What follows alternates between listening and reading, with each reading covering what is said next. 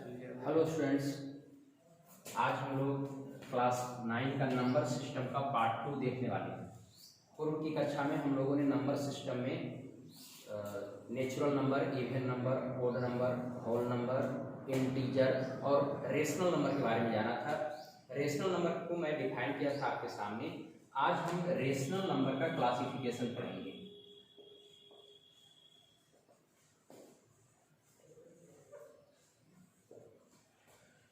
तो परिमेय संख्या का दशमलव निरूपण आप कह सकते हैं decimal expression of rational number. तो परिमेय संख्या का जो दशमलव निरूपण किया गया है उसके दो प्रकार हैं। एक को कहा गया टर्मिनेटिंग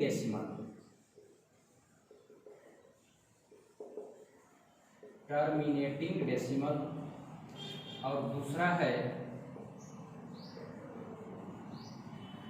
नॉन टर्मिनेटिंग, या इसी को आप कह सकते हैं रिपीटिंग डेसिमल, या एक और नाम इसका है रेकरिंग डेसिमल। तो रेशनल नंबर को दो रूप में डेसिमल एक्सप्रेशन के आधार पर बांटा गया। एक को टर्मिनेटिंग डेसिमल कहते हैं, इसको शांत दशमलव कहा जाता है, और दूसरे को अशांत दशमलव कहते हैं। ठीक है, अब यहाँ है कि टर्मिनेटिंग डेसिमल क्या होता है। तो जब दशमलव के बाद अंकों की संख्या सीमित हो, दशमलव के बाद अंकों की संख्या क्या हो, सीमित, तो उसको क्या बोलते हैं, टर्मिनेटिंग डेसिमल बोलते हैं, शांत दशमलव बोला जाता है। जस्ट अपोजिट नॉन टर्मिनेटिंग या रिपीटिंग या रेकरिंग के अंदर क्या होगा, तो दशमलव के बाद अंकों की संख्या अनलिमिटेड होगा, असीमित होगा। एक ही अंक रिपीट करेगा, तो अंकों की संख्या जब बार बार आ रहा है और रिपीटेड हो रहा है तो उसको हम नॉन टर्मिनेटिंग या रिपीटिंग या रेकरिंग डेसिमल कहते हैं। तो आपने देखा रेशनल नंबर को हमने दशमलव निरूपण के आधार पर दो भागों में बांटा। एक को कहा गया शांत दशमलव और दूसरे को कहा गया अशांत दशमलव। अब है कि किसका दशमलव प्रसार शांत होगा और किसका अशांत होगा, इसको समझिए। जैसे मान लीजिए यहाँ 4/3 है, 4/5 है, और 18/, आपको ये भी 5 है। ठीक है, इसी तरह से अगला 17 है और यहाँ पे 6। तो ये कुछ संख्याएं हमने लिया, कुछ परिमेय संख्या को लिए। अब देखने से आप बताएं कि किसका दशमलव प्रसार शांत होगा और किसका अशांत होगा। तो यहाँ गौर करिए कि देखते हैं हम लोग एक डिवीजन मेथड को अपना करके कि 3/4 तो 1 से दिया। अब देखिए यहाँ 9 1 0 यहाँ होगा 9 1, यानी ये 3 जो हो रहा है वो कंटिन्यू आता जा रहा है। तो इसको लिखने के दौरान हम लोग इस प्रकार से लिखेंगे, यानी 1.3 और 3 के ऊपर रेकरिंग रहेगा। इसको कहीं कहीं आपको इस रूप में भी लिखा रहेगा, ऐसे भी लिख जाता है। या एक और तरीका है, आप यहाँ बिंदु दे दिया जाएगा। तो तीनों एक ही चीज है। तो ये किसको निरूपित कर रहा है, ये यहाँ आपको नॉन टर्मिनेटिंग है या रिपीटिंग है या रेकरिंग डेसिमल इसको कहिएगा। तो इस तरह से ये जो है नॉन टर्मिनेटिंग का पार्ट हुआ। अब यहाँ आप देखिए कि 4/5 है, तो 5 को 4 को 5 से डिवाइड किए तो 0.5 ठीक है। तो यहाँ दशमलव के बाद कितना आया, 1 अंक आया। तो ये क्या है, दशमलव बाद अंकों की संख्या सीमित है, यानी ये हो गया आपको टर्मिनेटिंग डेसिमल का एग्जाम्पल, शांत दशमलव प्रसार। इस तरह से 18/5 है, तो 5 को हम 18 में 5 से डिवाइड देंगे तो 5 3 जा 15, अब 3 और 5 6 जा, है ना। तो इस तरह से ये भी 3.6 आया, यानी ये भी हमारा एग्जाम्पल होगा टर्मिनेटिंग डेसिमल। अब देखिए 17/6 ये जो है ये किसका एग्जाम्पल है, तो हम डिवीजन मेथड यहाँ नहीं अपनाएंगे और हम डायरेक्ट कहते हैं कि ये जो एग्जाम्पल है ये नॉन टर्मिनेटिंग का है। तो अब आपके पास आपके लिए भी एक क्वेश्चन होगा कि बिना विभाजन की प्रक्रिया अपनाए आप सिर्फ रेशनल नंबर को देखकर कैसे बताएंगे कि कौन सा रेशनल नंबर टर्मिनेटिंग है और कौन नॉन टर्मिनेटिंग है। तो इसके लिए हम आपको एक ट्रिक बता रहे हैं, उसको ध्यान से समझिएगा। कॉन्सेप्ट क्या है कि कैसे हम पता करेंगे कि कौन किसका दशमलव प्रसार शांत है और किसका दशमलव प्रसार अशांत है। तो यदि हर यानी डिनोमिनेटर का हर का अभाज्य गुणनखंड 2 या 2 का घात हो, यानी 2 के पावर हो, 2 या 2 का घात हो, मतलब 2 का पावर 2, 3, 4, 5 कुछ भी हो, तो 2 या 2 का घात रहे, या 5 का पावर हो, यानी पावर को डिनोट कर रहा है। तो यदि हर का अभाज्य गुणनखंड 2 हो या 2 के घात के रूप में रहे, 5 हो या 5 के घात के रूप में रहे, अथवा 2 और 5 दोनों, माने अभाज्य गुणनखंड में 2 भी हो और 5 भी रहे, है ना, या इसका घात रहे, तो ऐसे परिमेय संख्या का दशमलव प्रसार क्या होगा? शांत होगा। इसका दशमलव प्रसार क्या होगा? शांत। क्लियर है? फिर से समझिए कि यदि हर का अभाज्य गुणनखंड 2 हो या 2 का घात के रूप में रहे, 5 हो या 5 के घात के रूप में रहे, अथवा 2 और 5 दोनों रहे, तो इसका दशमलव प्रसार क्या होगा? शांत होगा। क्लियर है? अब इसी को हम आगे समझाते हैं कि यदि हर का अभाज्य गुणनखंड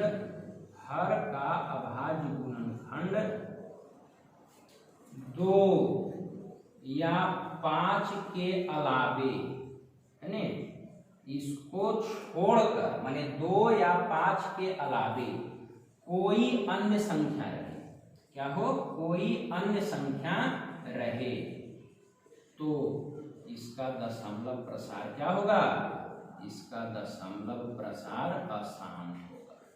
इसका दशमलव प्रसार अशांत होगा। क्लियर है बच्चे? कि हर का अभाज्य गुणनखंड 2 हो या 5 हो, तो क्या होगा? 2 या 5 रहेगा तो उसका शांत होगा। लेकिन यदि हर का अभाज्य गुणनखंड 2, 5 रहे और इसके अलावे कोई तीसरी संख्या हो, या ये नहीं रहे कोई अदर संख्या हो, तो ऐसी स्थिति में उसका दशमलव प्रसार क्या होगा? अशांत होगा, यानी नॉन टर्मिनेटिंग या रिपीटिंग डेसिमल होगा। क्लियर है? तो आप लोग इसको नोट करेंगे। अब आगे हम लोग देखते हैं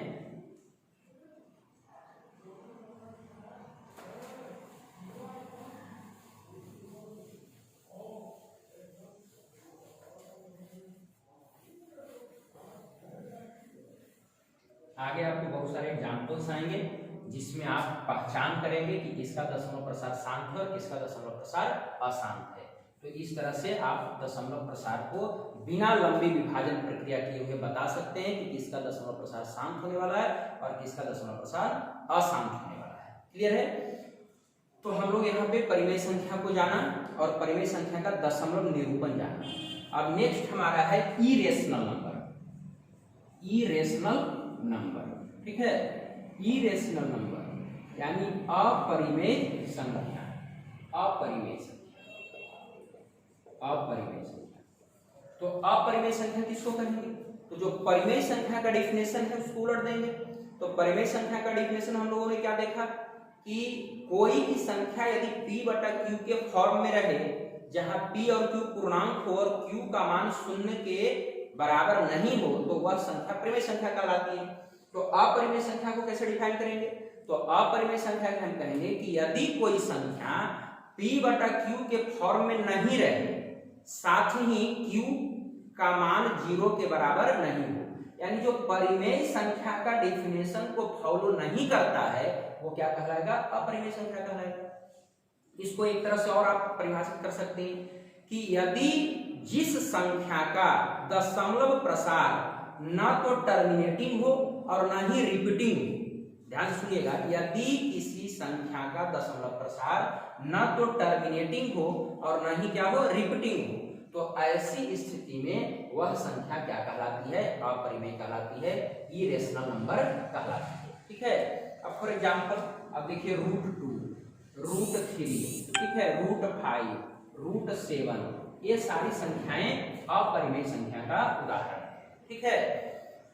अब इसमें परिमेय संख्या और अपरिमेय संख्या में कुछ संक्रियाएं हैं। जैसे यदि √2 तो √2 यहाँ पे अपरिमेय संख्या है।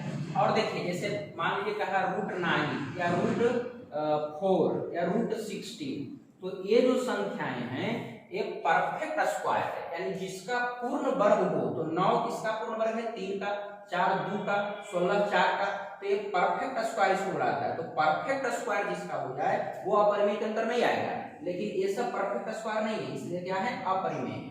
ठीक है, तो ये क्या है? परिमेय है, इसको परिमेय बोलेंगे। इसको क्या बोलेंगे? परिमेय, क्योंकि वो परफेक्ट स्क्वायर है। तो √2 एक अपरिमेय संख्या है। और 3 ले लिए कि 3 एक संख्या है जो क्या है? परिमेय है। ये अपरिमेय और ये परिमेय। तो परिमेय और अपरिमेय का योग, जैसे परिमेय संख्या और अपरिमेय संख्या का योग क्या होगा? तो परिमेय संख्या और अपरिमेय संख्या का योग एक अपरिमेय संख्या होगा। ठीक है, इसी तरह से यदि इसका सब्ट्रैक्ट की बात की जाए, माइनस की बात की जाए, तब भी अपरिमेय संख्या होगा। यदि हम इसका मल्टीपल की बात करें तब भी ये अपरिमेय संख्या होगा। यदि हम इसका डिवाइड की बात करें तब भी ये क्या होगा? अपरिमेय संख्या होगा। तो परिमेय संख्या का योग और अपरिमेय संख्या का योग हमेशा अपरिमेय। परिमेय और अपरिमेय का जो सब्ट्रैक्ट होगा वो भी अपरिमेय होगा। परिमेय और अपरिमेय का गुणनफल जो होगा वह भी अपरिमेय होगा। और परिमेय और अपरिमेय का भाग जो होगा वह भी क्या होगा? अपरिमेय होगा। तो इस चीज को आप लोग क्या करेंगे? ध्यान रखेंगे। ठीक है, कि अपरिमेय संख्या। अब आगे हम लोग यहाँ पे सीखने वाले हैं, चलिए अपरिमेय भी जान गए, परिमेय भी जान गए, इनकी संख्याओं को समझ लिया। अब आगे आपको क्वेश्चन के अंदर, आपके चैप्टर के अंदर क्वेश्चंस रहेंगे कि दो परिमेय संख्याओं के बीच अन्य परिमेय संख्या ज्ञात करना। यानी परिमेय संख्या दिया है तो उसके बीच अन्य परिमेय संख्या निकालना है। दो परिमेय संख्याओं के बीच, दो परिमेय संख्याओं के बीच अन्य परिमेय संख्या निकालना। अन्य परिमेय संख्या निकालना। देखिए बंधु, इसके लिए आपको हम एक सूत्र बता रहे हैं।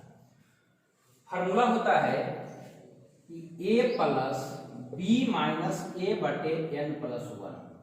इसी तरह से a plus 2 into b minus a बटे n प्लस 1 से a plus 3 into b minus a बटे n plus 1 dot dot dot dot.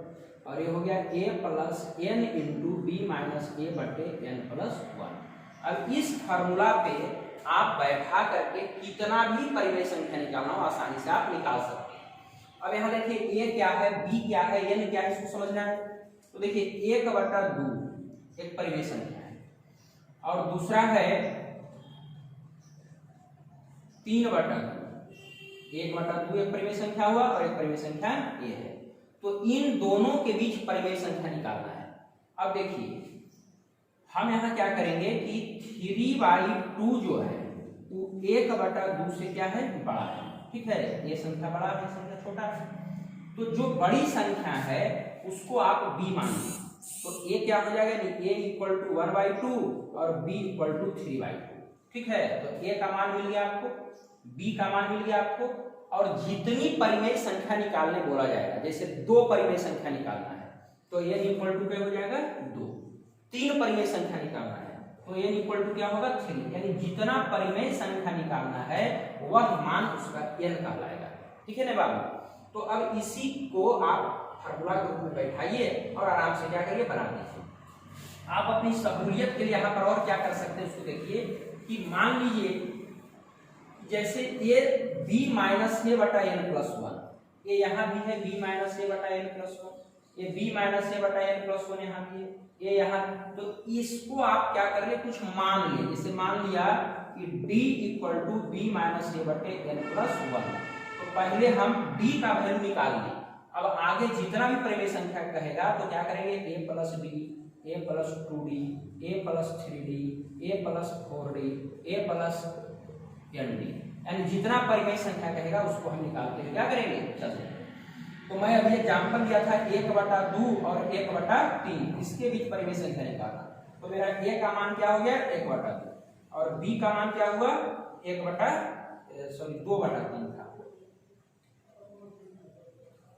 तो b बराबर 2/3। ठीक है ना? a का वैल्यू 1/2 और b का वैल्यू 2/3। और मान लीजिए 3 परिमेय संख्या निकालो तो n इक्वल टू क्या हो गया 3। अब देखिए इसको बैठा देते हैं d बराबर, इसलिए d equal to b minus a, तो b मेरा 2/3 हो गया, अब माइनस a, तो a का वैल्यू 1/2। अब देखिए अब बटे क्या है n प्लस 1, तो n का वैल्यू 3 है, यानी 3 प्लस क्या हो गया 1। अभी क्या होगा बंधु, तो 2 और 3 का एलसीएम 6 हो गया, 3 2 जा 2 2 4, अब माइनस 2 3 जा और यहाँ हो गया 1 3 इतना, अब आई कितना 4, तो यह हो गया आपका 1/6 मल्टीपल 4 यानी 1/24, तो ये आपको निकल के आ गया d। अब आप इसको क्या करेंगे तो बैठा देंगे a प्लस d, तो a का वैल्यू कितना है 1/2, यानी पहला जो परिमेय संख्या होगा वो क्या होगा a, तो a हो गया 1/2 और प्लस 1/24, तो इसको हल कर दीजिए, 24 हो गया, तो 12 प्लस 1 बराबर 13/24, यानी एक परिमेय संख्या निकल गई। दूसरा कहेगा तो a प्लस 2d इस बार कर देंगे, तो a प्लस 2d यानी a का वैल्यू 1/2 अब प्लस 2d यानी 2 गुने 1/24, क्योंकि d का वैल्यू 24 आया है तो ये कट गया 12 में। अब 1/2 प्लस 1/12 यानी 12 एलसीएम हो गया, 2 6 जा इतना यानी 7/12, इस तरह से दूसरा परिमेय हो गया। तीसरा चौथा आपको जितना भी इच्छा है आप इस तरह से कैलकुलेट कर सकते हैं। तो ये था दो परिमेय संख्याओं के बीच अन्य परिमेय संख्या निकालने का फॉर्मूला है ना, इसका प्रयोग करके आप आसानी से क्या कर सकते हैं निकाल सकते हैं। तो आज के लिए इतना ही, धन्यवाद। आगे जो है हम लेके आएंगे अपरिमेय संख्याओं का निरूपण कैसे करेंगे और अपरिमेय संख्या के बीच अपरिमेय संख्या निकालना, इस पर चर्चा हम आगे करेंगे। ठीक है, धन्यवाद।